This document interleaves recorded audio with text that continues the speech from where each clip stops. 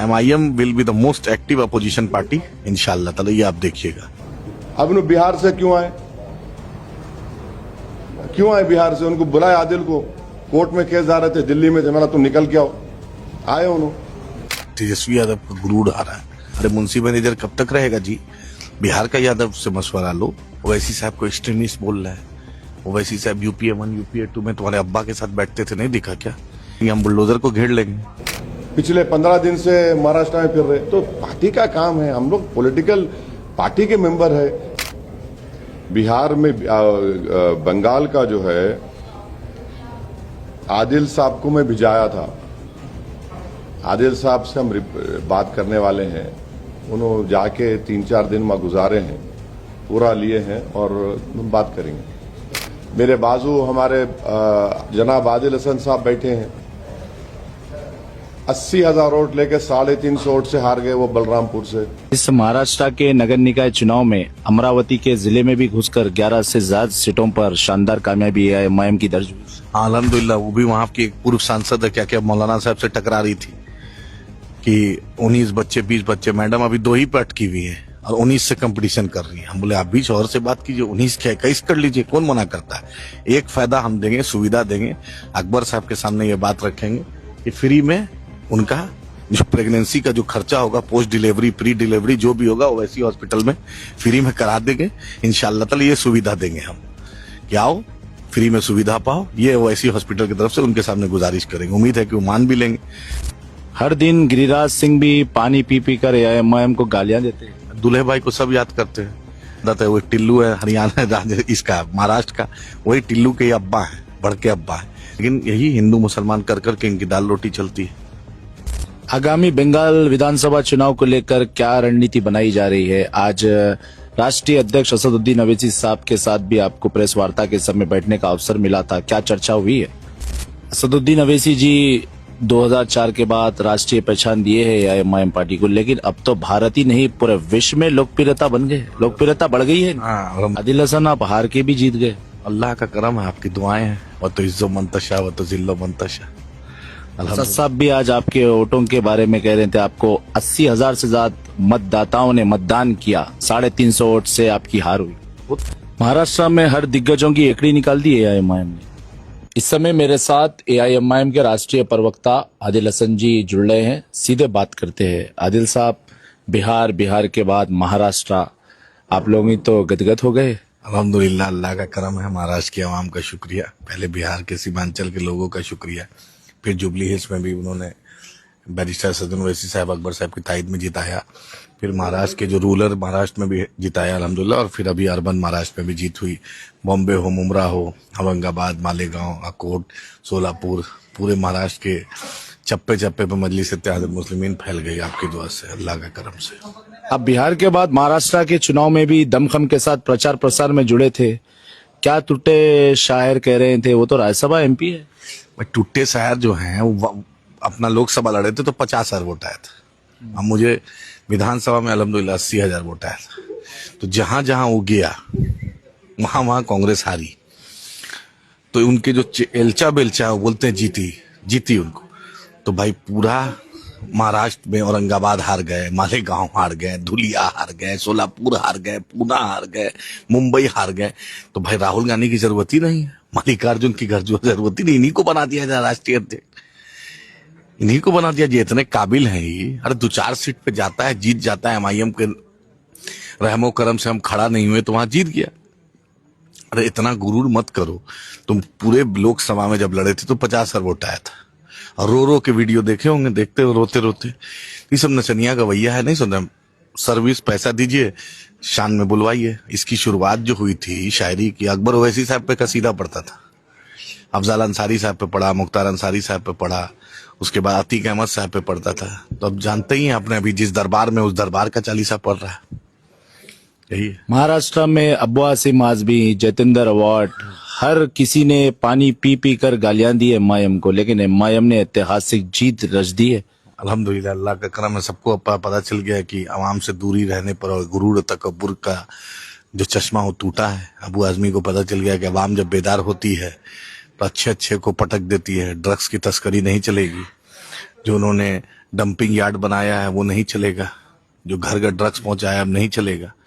पूरी ताकत इसने लगाई थी। 37 एमपी का बोलता था कि मेरे पास 37 एमपी है, अरे मेरे पास एक असदुद्दीन ओवैसी साहब है, 37 पे भारी है, 543 पे पार्लियामेंट में भारी है, उसका नाम असदुद्दीन ओवैसी साहब है, सालार का बच्चा है।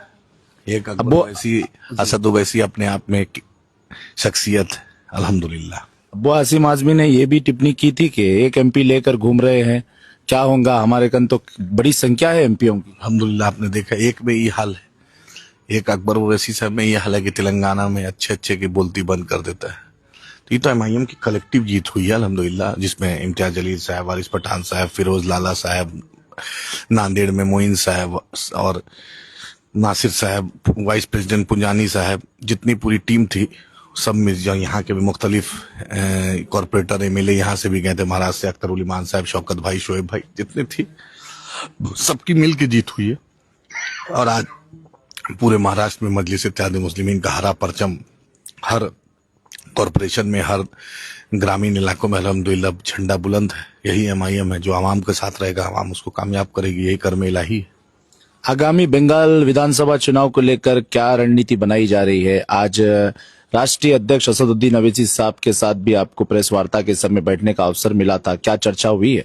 और ये बात चल रही है, सदर साहब रिपोर्ट ले रहे हैं, वहां के भी जिम्मेदार आए थे, रिपोर्ट चल रही है, क्योंकि विधानसभा चुनाव लड़ना है, उसमें कोई तुरंत डिसीजन नहीं होता। मुख्तलिफ लोगों से, अख्तर उल ईमान साहब और एमआईएम के एमएलए जो है बिहार के, सीमांचल के, क्योंकि नॉर्थ बंगाल सटा हुआ है, और जो बंगाल की टीम के जिम्मेदार, सबसे बातचीत हो रही है।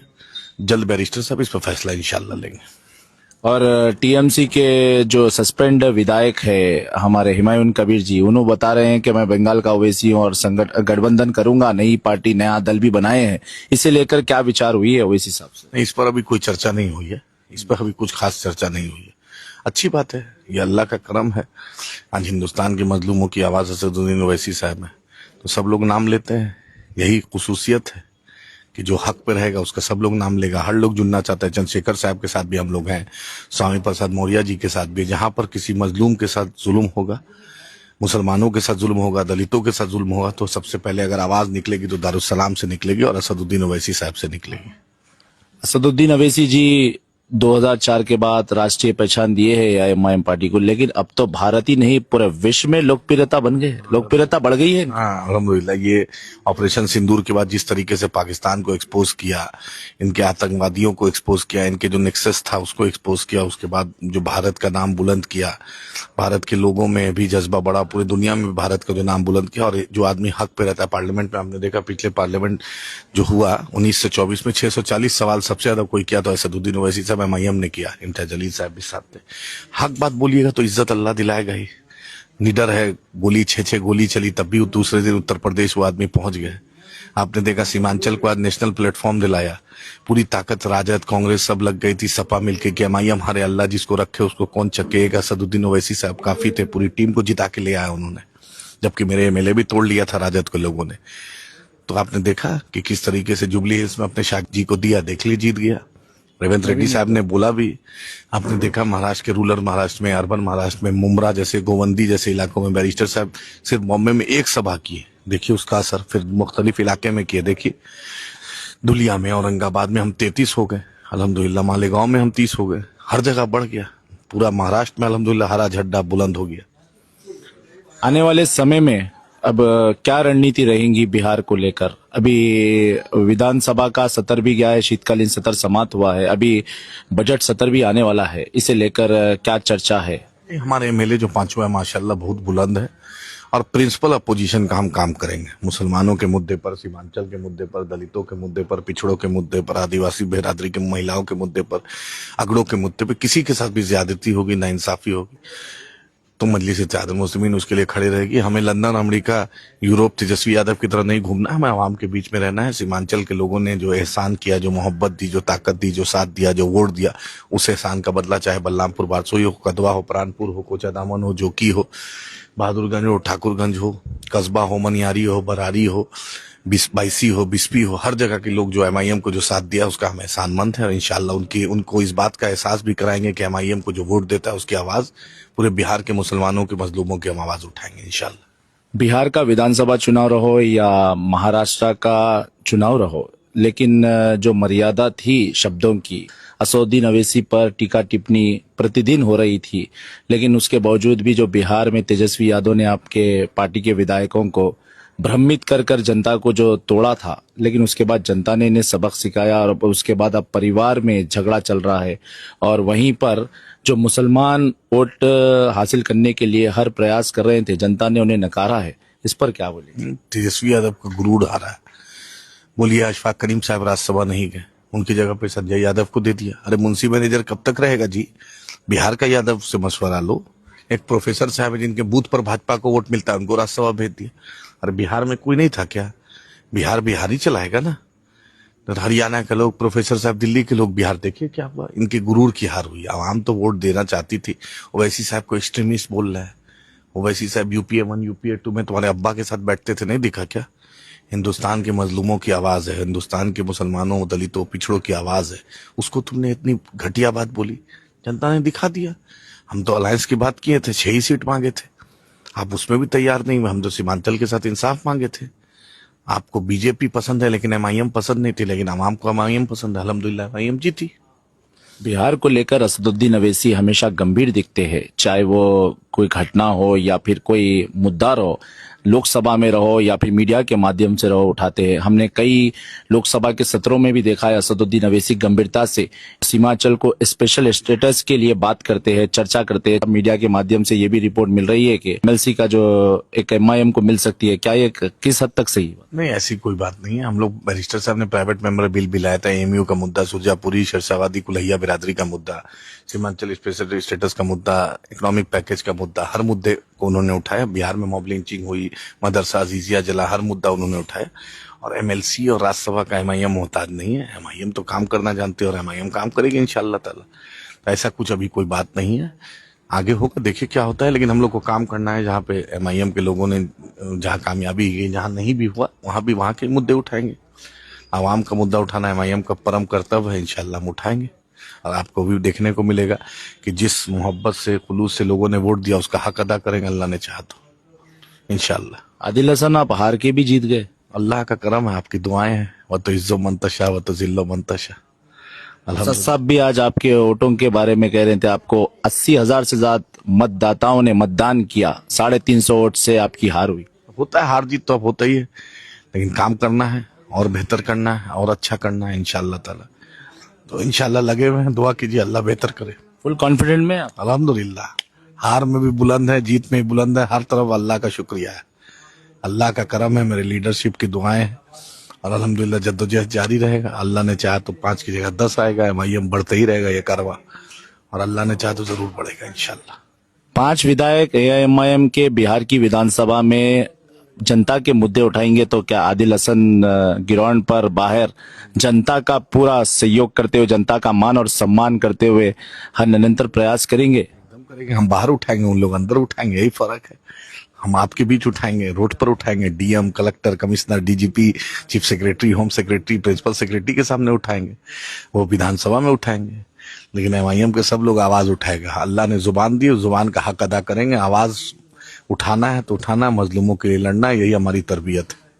विधानसभा में सम्राट चौधरी को लेकर भी बहुत चर्चा हुई। अख्तर उल ईमान ने बुलडोजर कार्रवाई पर ये मुद्दे को विधानसभा में उठाया था बेहद ही गंभीरता से।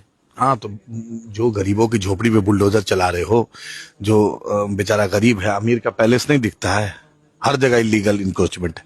जो दोषी ऑफिसर है, जो हरामजादा, जो म्युनिसिपल कॉर्पोरेशन में है, जो दूसरे जगह कॉर्पोरेशन में, वो उसने कैसे बिल्डिंग बनाने का परमिशन दिया, उस पर कोई कार्रवाई नहीं करेगा, क्योंकि उसको बड़े लोग का घर दिखता नहीं है, इसको गरीब की झोपड़ी दिखती है। तो हम तो आवाज उठाएंगे, चाहे सम्राट चौधरी रहे, चाहे जो चौधरी रहे। एमआईएम तो खड़ी रहेगी, हम बुलडोजर को घेर लेंगे। और हैदराबाद से बड़ा बेस्ट एग्जाम्पल आपने देखा है। MIM will be the most active opposition party इंशाअल्लाह ताला, ये आप देखिएगा। चाहे मुख्यमंत्री से टकराना हो, होम सेक्रेटरी से टकराना हो, चाहे वक्त के डिप्टी सीएम मंत्री से टकराना, एमआईएम डरती नहीं है, अपनी आवाज उठाएगी और इंशाअल्लाह आवाम का मामला हल करेगी, अल्लाह ने चाहा तो। हर दिन गिरिराज सिंह भी पानी पी पी कर एआईएमआईएम को गालियां देते हैं। दूल्हे भाई को सब याद करते हैं, तो अच्छी बात है, दें गाली। उनके वो खुद नरेंद्र मोदी के मोहताज है, minus Narendra Modi ward member नहीं जीत सकते। उनको इसीलिए भोपू मंत्री कहा गया। बिहार में टेक्सटाइल पार्क नहीं लगा, लेकिन भों भा करने का आदत है। वो टिल्लू है हरियाणा राज्य इसका महाराष्ट्र का, वही टिल्लू के अब्बा है, बड़के अब्बा है। तो इन लोग वही आरएसएस बीजेपी में ट्रेनिंग दिया है, काम कुछ मत करो, महंगाई पे मत बोलो, रोजगार पे मत बोलो, चाइना की घुसपैठ पे मत बोलो, बांग्लादेश के शेख हसीना को रखे हुए उसको भगाओ मत। लेकिन यही हिंदू मुसलमान कर करके इनकी दाल रोटी चलती है। बिहार के लोग पूछ रहे हैं कि भागलपुर में टेक्सटाइल पार्क कब लगेगा, डिफेंस कॉरिडोर कब लगेगा, सुपर स्पेशलिटी हॉस्पिटल कब खुलेगा, ट्रॉमा सेंटर कब खुलेगा, सीमांचल को स्पेशल स्टेटस कब मिलेगा, एम्स दरभंगा कब बनेगा, वहां की बाढ़ की तबाही कब रुकेगी, मखाना पर जो पूर्णिया में बोर्ड है वो कब बनेगा, ये बलरामपुर में, कटिहार में, अररिया में, किशनगंज में मेडिकल कॉलेज, इंजीनियरिंग कॉलेज कब खुलेगा पूछ रहा है। लेकिन इन लोग को बस यही सब करना है। हिंदू मुसलमान के अलावा भाजपा का कोई यूएसपी है नहीं, सिर्फ नफरत फैलाना, हिंदू मुसलमान करना। इस महाराष्ट्र के नगर निकाय चुनाव में अमरावती के जिले में भी घुसकर 11 से ज्यादा सीटों पर शानदार कामयाबी एआईएमआईएम की दर्ज हुई। हाँ अल्हम्दुलिल्लाह, वो भी वहां की एक पूर्व सांसद है, क्या क्या मौलाना साहब से टकरा रही थी कि 19 बच्चे 20 बच्चे, मैडम अभी 2 ही पे अटकी हुई है और 19 से कंपटीशन कर रही है। हम बोले आप भी और से बात कीजिए, 19 क्या 21 कर लीजिए, कौन मना करता है। एक फायदा हम देंगे, सुविधा देंगे, अकबर साहब के सामने ये बात रखेंगे कि फ्री में उनका जो प्रेगनेंसी का जो खर्चा होगा, पोस्ट डिलीवरी प्री डिलीवरी जो भी होगा, वो वैसी हॉस्पिटल में फ्री में करा देंगे इंशाल्लाह ताला। ये सुविधा देंगे हम कि आओ फ्री में सुविधा पाओ, ये वैसी हॉस्पिटल की तरफ से उनके सामने गुजारिश करेंगे। उम्मीद है कि वो मान भी लेंगे। और मौलाना को 19 क्या 21 कीजिए, 23 कीजिए मैडम, अच्छी बात है। चंद्रबाबू नायडू साहब बोलते ही हैं कि अब हिंदुओं को ज्यादा बच्चा होना है, भागवत जी भी बोलते ही हैं, स्टालिन जी भी बोलते हैं। तो उन लोग का सपना साकार कीजिए, मौलाना को हराइए और अवार्ड पाइए, यही हमारा कहना है। महाराष्ट्र में हर दिग्गजों की एकड़ी निकाल दी है एआईएमआईएम ने। ये तो अल्लाह का करम है, महाराष्ट्र की आवाम का दुआएं हैं, कर्म इलाही है। हमारी मेहनत को लोगों ने देखा, उसको सराहाया और इसलिए मौका दिया। जो अतीक साहब भी जीते, सैफ पठान जीते और दूसरे मुख्तलिफ जगह पे लोगों ने जीता।